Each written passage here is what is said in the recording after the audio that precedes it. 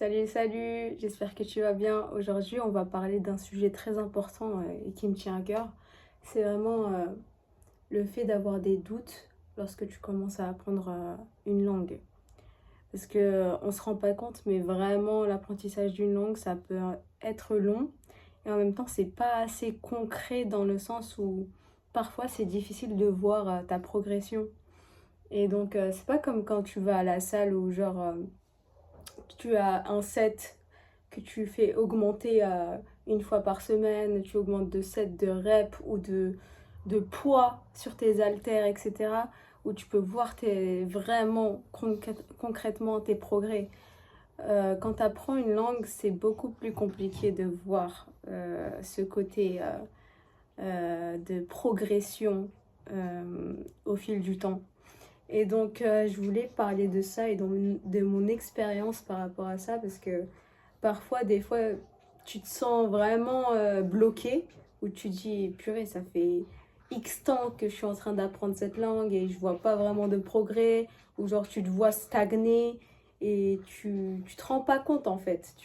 À partir d'un moment, parce que toujours au début de l'apprentissage, tu vois ta progression, mais il y a un moment, surtout vers le niveau fin de débutant intermédiaire, et ensuite encore plus au niveau intermédiaire avancé, où tu vois que ça bloque, où tu te vois et tu te dis, mais est-ce que je suis en train de m'améliorer là? Est-ce que j'arrive vraiment à progresser dans cette langue actuellement?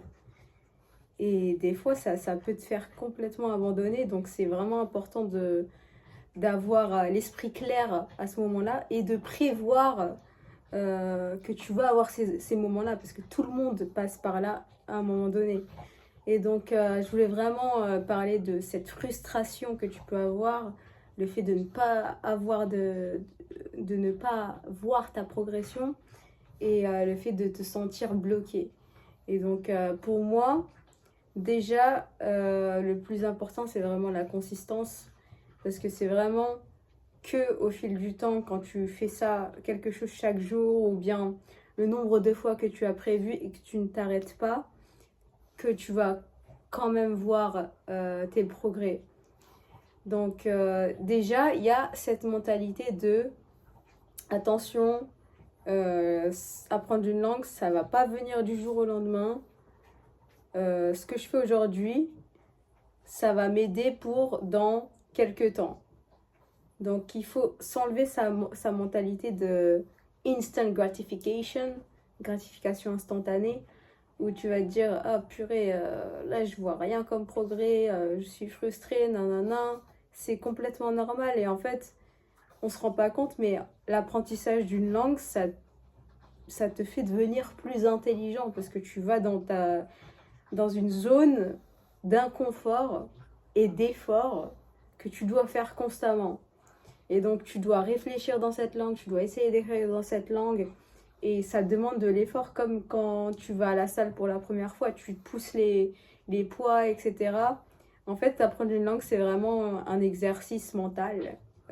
Comme si c'était, on a l'exercice physique, et ben, c'est la même chose avec l'apprentissage d'une langue. Et c'est pour ça que je voulais en parler.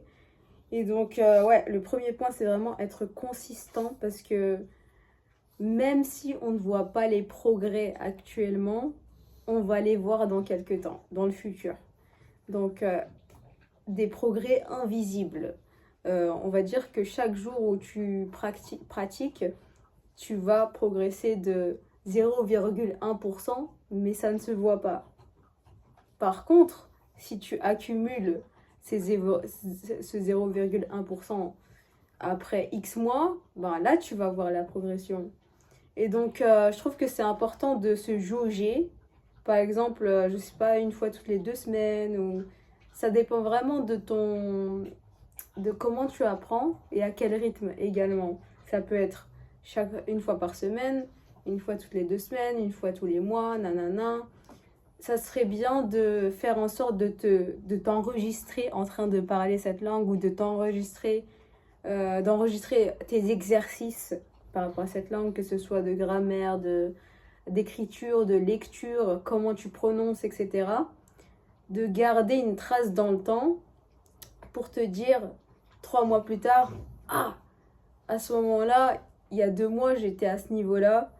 Et là, je remarque que j'ai progressé parce que je ne parle plus de la même manière, je n'écris plus de la même manière qu'avant. Donc là, je vois une progression. Et en fait, c'est vraiment se donner de ta propre motivation grâce à tes efforts. Parce qu'au final, les efforts que tu fais, tu ne peux pas douter de tes efforts en fait.